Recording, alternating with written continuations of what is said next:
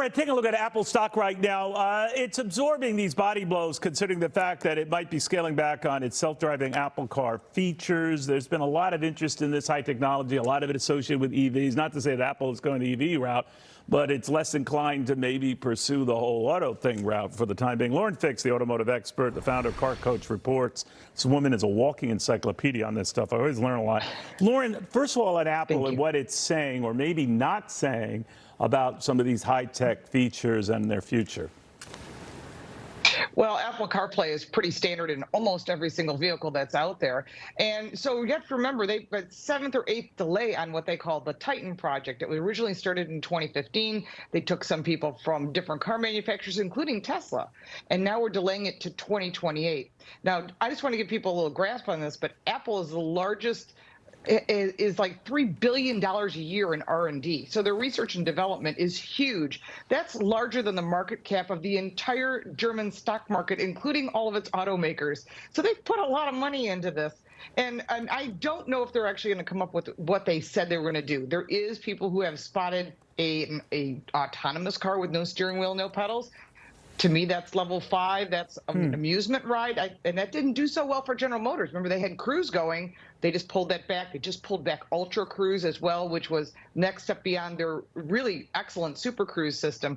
So it's interesting to watch that maybe Apple's getting smart and talking to people like Tim Cook and thinking, you know what, let's not go into this car realm. Look how other car manufacturers like Rivian are doing, and they're struggling. Yeah, and I'm wondering if that is in a wider context when we go to these other car makers and Tesla's issues and the rest, that people are maybe having second thoughts or worries, maybe post the storm and everything else that's been happening, people who had problems with EVs in general. That's why I was looking forward to having you on. Is there a sort of a reassessment of EVs here? Not that they're going away, but maybe this process of having everyone have an EV is certainly slowed down. Oh, absolutely. Now, I don't think they're going to go away. I think you're always going to have electric vehicles in the marketplace. There is a demand for it. Otherwise, Tesla wouldn't be taking over about 64% of the market share.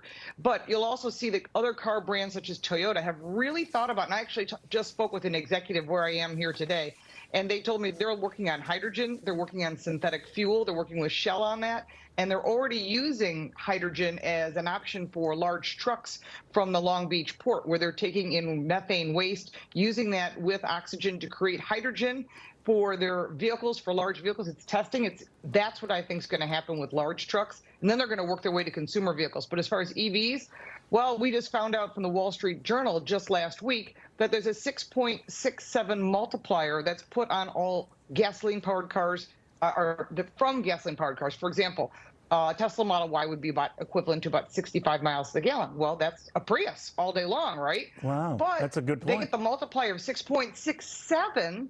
That's 430 mpge. So consumers are looking at this thinking, wait a minute, I'm getting 430 mpg. I got great range. I'm going to buy this vehicle. I'm going to try these vehicles. Then they're finding the infrastructure, like we saw in Chicago, Philadelphia, Boston, Buffalo, everywhere, where people are not very happy. And I know that the tort bar is very excited about this because they see super deep pockets from every brand, and they want in on this. So you may not be seeing Camp Lejeune ads anymore. You might be seeing, did you buy an electric car ads? But I noticed you mentioned the Prius real quickly. I'm sorry, that it's the top-rated car by Edmunds, and that thing gets a gazillion miles a gallon, so you don't have to plug it in anywhere. So are these hybrids or well, that you can kind buy of... the plug-in. Yes, but is that the future or the interim future? I think hybrid is a great solution. By the way, the Prius also won North American Car of the Year. I'm on that jury. So I give them a lot of props. The car is all new. But it's important to note that hybrid technology, at first, people put their noses up at it. Now they really like it because you're getting the best of both worlds. Electric for running around town. I want to go on a road trip. I don't have to rent a car. I just take my vehicle and go. And people really love the hybrid technology. We're seeing that in a lot of things. But we're also seeing other brands like Ford pulling back on their F-150 Lightning, going to one shift per day, and the rest being Broncos, Mavericks, and trucks. You're amazing, kiddo. Thank you very much. Sorry to cut time here. Lauren Fix on that. The Dow up 138. We'll have more to this.